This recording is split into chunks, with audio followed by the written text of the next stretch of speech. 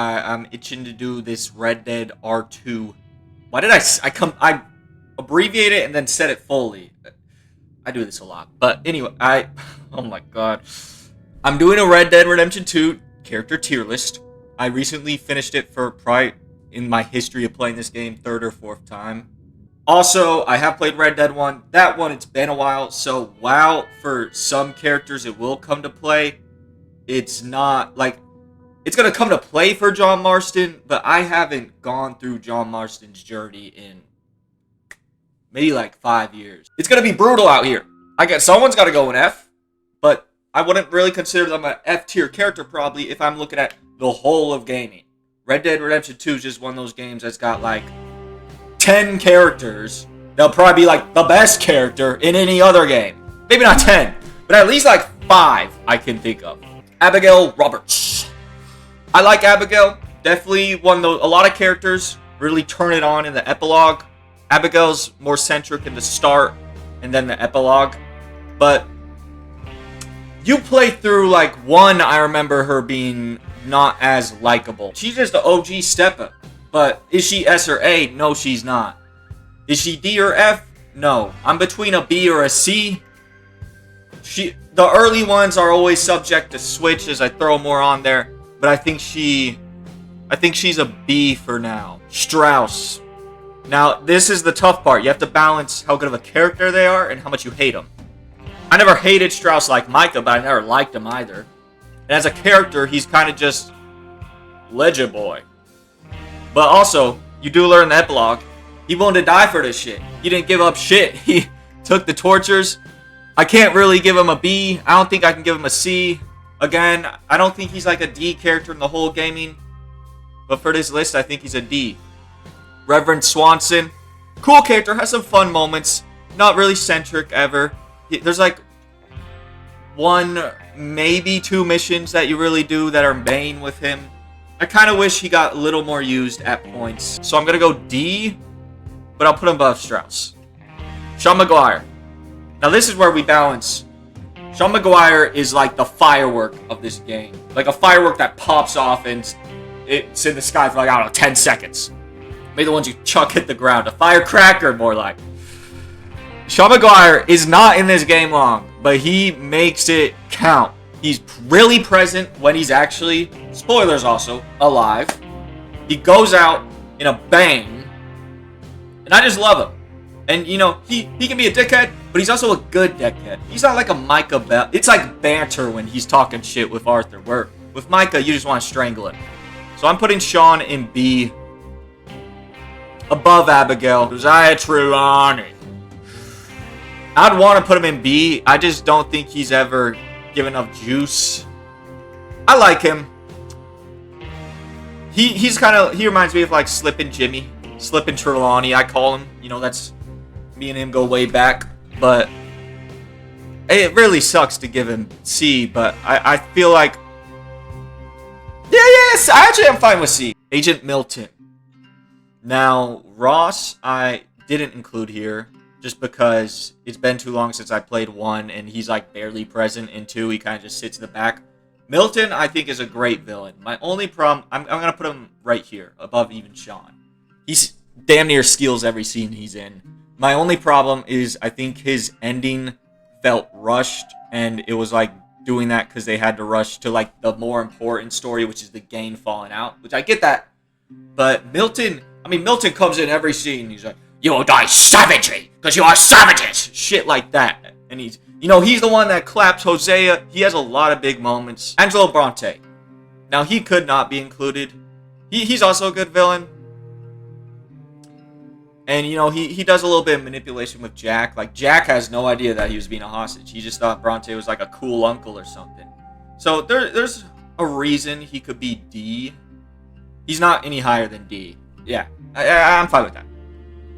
Arthur Morgan. Damn, we're getting this out of the way already. I mean, this is obvious. There's no conversation. S tier, one of the greatest characters ever. He came in trying to fill in the shoes of John Marston, who is a fucking... hard task to follow, but he did. He was incredible. Arthur Morgan, I'm not going to spoil, but he's right in line with John Marston, and his arc is one of the best in games. It's kind of like It feels like you're watching 7 seasons of an amazing television show in just this one game. And that goes for a lot of characters. But Arthur Morgan's transformation is incredible. I mean, he doesn't really start really changing till deep in the game. I mean, he's never been as bad as Micah or anything. But, I mean, the way you can behave, I guess, I mean, you can also not change. But the way I behaved early on and the way Arthur talks to people is a lot more rude to the common person, where in comparison to the end when he's making relationships with, sister, the priest, the lady out in the woods in fucking the top right of the map, I forgot what it's called. It's an incredible arc. Like, there's nothing really to say here. I don't want to, like, I'll talk more about it in the top 100. He's definitely going to be in there. Spoilers, I guess, but yeah. Arthur Morgan's goated. Bill Williamson. I feel like Bill Williamson is one of the characters they didn't really evolve much from the first game. They kind of just took the line where he's like, Dutch is no longer in charge! It's me now, John! And then they just made that his character arc. Which, I mean, that's good, but I like Javier, I feel like they made more human and, like, they made that betrayal hurt more, whereas Bill I never really had a huge connection with. So I'm going to put him in C. Below Trelawney, honestly. I'll go right there. Charles. I do love Charles.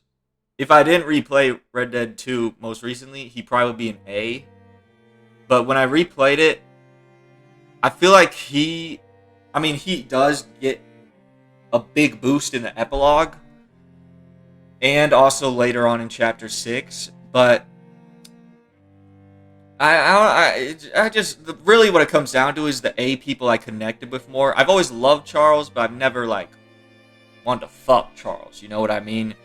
Okay, the reason I said that is because I didn't say like Charles, so I couldn't upgrade to love. So then with love, I guess I had to upgrade to fuck. I don't want to actually... It's a point I'm making! He's going in B. Como Driscoll. Good villain. Not one of the best. I actually think Bronte's probably better. I think Comb's a cool reflection to see what Dutch becomes. But I wouldn't really... He's arguably F. But I'll go right. I like the rivalry and, you killed my brother. I love Annabelle. I like that whole rivalry theme. So I can't put him in F. There's other... Like, this guy I'll put in F. Eagle flies. Bro just got manipulated by Dutch. He had a point of view. Dutch manipulated it. And then his ass got clapped. Miss Grimshaw. The camp mom. A lot of her content comes from you walking around camp, and she'll be one of the people that feels like approaches you the most. And Miss Grimshaw is OG, formation of the game. But she's not really around a ton. She has that mission where she asks for your help and you save Tilly. But also, her going out how she does is, it doesn't really do the character much justice as far as, like, arcs. It kind of just happens and you got bigger stuff to even think about, so you forget about her dying right there. It literally feels like Micah twitches and shoots her. He's like, oh, fuck. Well, she's dead now. So I'm going to go C. I can't go B because I do love the camp interactions, and she does a lot of that. Hosea. I mean, this is A. I've been needing someone to go in A, and now it's feeling more solid because I do see a gap between Hosea and Charles and Milton and Sean. I like this. Hosea could be an arguably S-tier character. It's just... I think Hosea isn't spoken about how he does overstep himself. Especially. Like, a lot of people blame Dutch. Hosea was fucking up in roads. With Dutch. They were high on their own supply, thinking they could pull off some heist with these two families. And Hosea contributed in that. He was not talking back as much as, like, the bank heist or later events. His conversations with Arthur are some of the best in the whole game. And he will make missions that will be boring in any other game for me, like going hunting, fun, because I just like talking to him. Great character. He dies exactly at the right time to make it tragic. He's A tier. Jack Marston. Now, if I played 1 recently, he would definitely bump up a lot more. But he's just a kid, and then he's a piece of shit teenager. He's not that bad, but he's D tier. I do love his fishing mission with Arthur. Javier. Now, Javier is the one that they did better with when in comparison to Bill. I would put him right here.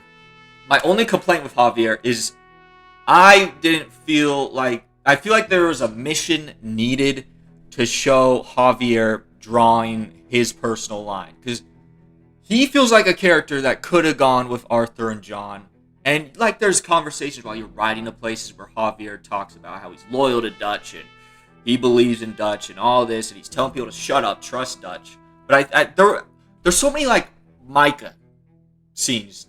There could have just been one story mission with Javier in Chapter 6 to really show this is why he's taking the side with Dutch. I felt like that was missed. It felt like there was a little more needed, but he's a great character. And I love that they fleshed him out more, made him more redeemable after 1, and puts into hind. Like now it makes that interaction in 1 where you're hunting him down and all that hit a lot harder. So, yeah. And he is also completely different in this one compared to 1. John Marston. Fuck me. We're doing another S. Now, I haven't played 1 in a while. I do think he could pass Arthur if I played 1. I can't say for sure. But, I mean, he's goated. He just is. I played 1 a little bit before 2. But I knew about Marston. And everyone loved Marston. No one wanted to play as Morgan when they first saw that trailer. They're like, fuck yeah, I want to play as this John Marston. As a young Marston. Come on, who's this fucking Arthur Morgan guy? And you understand that when you play 1. His journey, and then, the ending of that shit is still, it might be the best ending in gaming. They're both goated characters. Karen Jones. She's a fun character, but her story definitely, after Sean's death, she gets in a bad way, as they say. And it doesn't really feel like her story really evolves too much from there. I remember the first time, out of the 3 girls, she probably would have been the highest. Now I think she's probably the lowest, but I still like her. I would go highest. No, I'll go C. Below Grimshaw. Because Grimshaw feels a little more consistent throughout, whereas Kieran, it feels like kind of dips. Kieran. I'm not a Kieran hater. He's an O'Driscoll fuck. But I mean, dude just never really gets to prove himself, so I'm going to go F here. Below his dad, O'Driscoll. Rip Kieran. I don't hate him. It was fun fishing with him, and I do feel bad for him. No one trusted his ass. He never really got a chance, and then next thing you know, his head's chopped off by the O'Driscolls. Felt like he finally had a family, and then he died alone, separated from us, being tortured. Probably a slow death. But he's a fucking O'Driscoll. Lenny! I'm not gonna go Lenny A, but that could be. I would consider it. No, I wouldn't. He's B for sure. I think he falls. I'll put Abigail ahead. Lenny has a similar.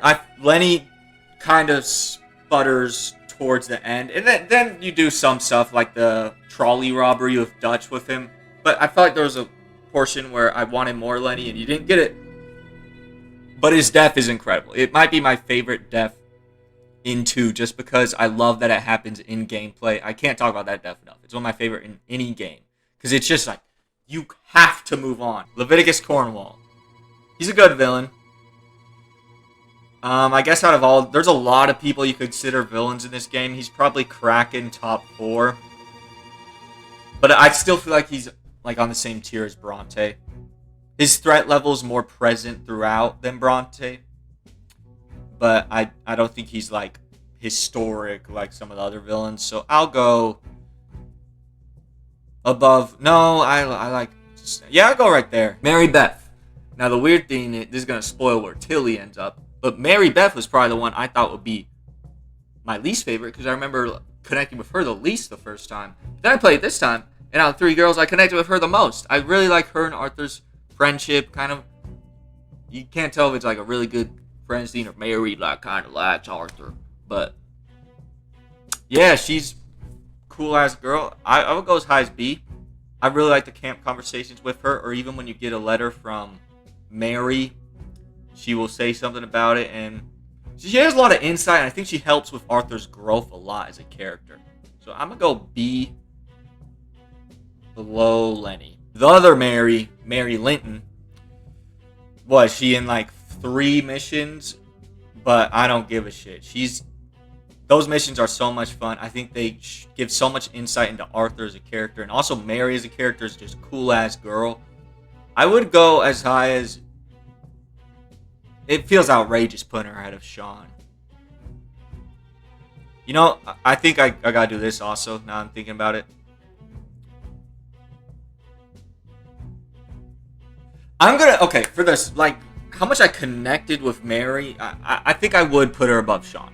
It's tough. I could switch my mind like a day from now, but I think Mary's missions are just such, they give you lens peepers in the Arthur's world, and how we fucked up this relationship with Mary and her family dynamics, and how her father views Arthur. I think it's just great. I love it. Tragic love story. Right there. Top of B. Michael Bell. Now when I put him where I put him, I'm not saying I like the character. He's A, because he's a great villain. Now, is he a villain that really you think of and like in any aspect or can see through his eyes? No, he's a fucking asshole. He's racist. He probably is every ist you probably could be.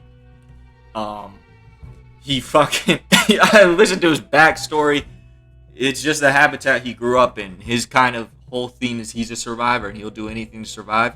And he doesn't really have any morals. He's a fucking asshole. I hate him. But I think it does a great job of making you hate him. But even then, you don't really know. Sometimes he will say things that you're like, okay, is he actually going to help me in this one mission? No, he's probably not. He's going to like shoot up everyone and cause a whole mess. But maybe he won't. So I'll go top 8. Molly O'Shea. I think kind of an underrated character. I think some of the best moments are Molly O'Shea crashing out against Dutch. Is she kind of disposed of unceremoniously? Yes. But is she a fun character? Also yes. So I am going to put Molly O'Shea above. I'll put her above Miss Grimshaw just because. I'm not gonna lie. I loved listening to Molly screaming at Dutch. It was just great. And Dutch fucking does not give a shit about her. He forgets about her. And then, oh, Molly's dead. She's a rat. She's a rat, Dutch.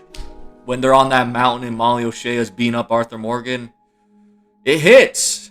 Pearson. I don't really care about Pearson. This might be outrageous, but I actually think he's F. My favorite parts with Pearson is when Sadie Adler's screaming at him for being annoying.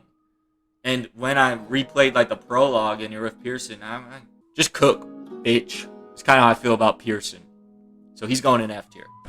I'd actually put Kieran ahead of him. Fuck it. Yeah. Yeah, I'm putting Eagle Flies ahead of him. Just cook, bitch. Damn. Rains Fall. Another character that's not around a ton, but he just steals damn near every scene. And him and Arthur bonding is one of the best parts of the game. He's in B for sure. I'm being strict with my A's. I don't think he quite gets A, but he's damn close. He's just like the man Arthur wants to be. And you can see how much he's suffering with his clan just getting absolutely swindled and destroyed by the government. And then his whole feud with his son. Great character. And it's a longer storyline than you think. It starts all the way in St. Denis. Because we're Americans, so we don't say Denny's. So yeah. Okay, I'm going to save the 2 that will actually go high for last. Not that the others won't go high, but they're not going super high. Let's start with Uncle. Uncle is... If I played 1 again, he'd probably climb higher. Same with like Bill, Javier. There'd probably be characters that grow higher. But Uncle for me is... Up until the epilogue, he would have definitely been in D. But the epilogue, I think, drags him all the way up to the top of C. Because he's a great character in the epilogue. He makes the scene... I think he's making the scenes when they're out in the farm with him and Charles and all that. He's just a charming guy, suffering from lumbago, man. I feel really bad for him. I heard it's a son of a bitch of a time. Sister Calderon? Sister Calderon? I have not played Red Dead Redemption 1 in a long time. I don't even remember what she was like in 1. But she is so great in 2, I have to include her. She is, again, an character that's not around a lot. There's characters that I said not worth ranking that she might have less screen time than. But her scenes are just fucking amazing. And they really help Arthur transform. Just a great motivational speaker. She should hop her ass on a TED Talk. I would go Tyler. Right there. But when it's like scene for scene, she could be an A or S. Because her scenes are like the best. Tilly. I like. Sweet girl. Nice ending. Probably has less story stuff to do than Karen. But with camp interaction and all that, I think Tilly is more present and someone I cared about more than Karen by the end of it. Oh, well, she has that whole arc with that previous game. I would put her right below Trelawney in C. Perfect. Okay, these two. Both gonna go high. Alright, I'm gonna do Sadie Adler first. Sadie Adler for me, she's borderline S. She could go in S, but right now I'm gonna put her in A. Yeah, she's staying A. Great fucking character. Sadie Adler is a character that her arc is also incredible. Seeing her just kind of become a ghost like Arthur, but as a bounty hunter, and then near the epilogue, and she's talking about the things she does. I've said this a couple times, but if I wanted this franchise to continue with like this group in some way, I think a smaller, almost Uncharted Lost Legacy-esque Sadie Adler expansion would have been perfect for Red Dead Redemption 2. She's a bounty hunter. Conflict is gonna happen. And then she's a cool character, someone that I think it would be cool to like see things from her perspective. Even though you kind of already know how she feels about things. Like hatred for Micah, hates the O'Driscolls with all they did to her, and her crazy ass mental state at times. She's amazing. I love her character. It really is a slow burn, but once it takes off, and you can look in hindsight, love Sadie Adler. Finally, the GOAT, Dutch Vanderlyn. He's just incredible. The conversations you can have about Dutch, if this is his nature, if he changed through this game, or like, you can compare him to what he becomes. He becomes like Combe in Red Dead 1. And the way they are, like, his arc is, I can't glaze it enough, man. In the like, they bring his final scene. Spoiler. Let me say spoilers. Spoilers for the final scene of Red Dead 1. They bring his final scene in Red Dead 1 and call back to it in 2. He's just such a good villain. He was good in 1. He was good. I remember liking him. But that is his finished state. In 2, watching him reach that state, I have never felt that in a game. It's almost like watching Walter White become someone you fucking hate, is what it feels like with Dutch. It would have been the one thing that could have made it better, and they can't control this, is if we didn't know he was going to become a villain by the end of Red Dead Redemption 2. Because you know what he becomes in 1. So if you could have saw that transformation completely without knowing, that would have been so fucking great. But that doesn't really affect how I'd rank him. It's just kind of like, damn, I really wish I didn't know. Because his arc is so fucking good. So yeah, this is the ranking.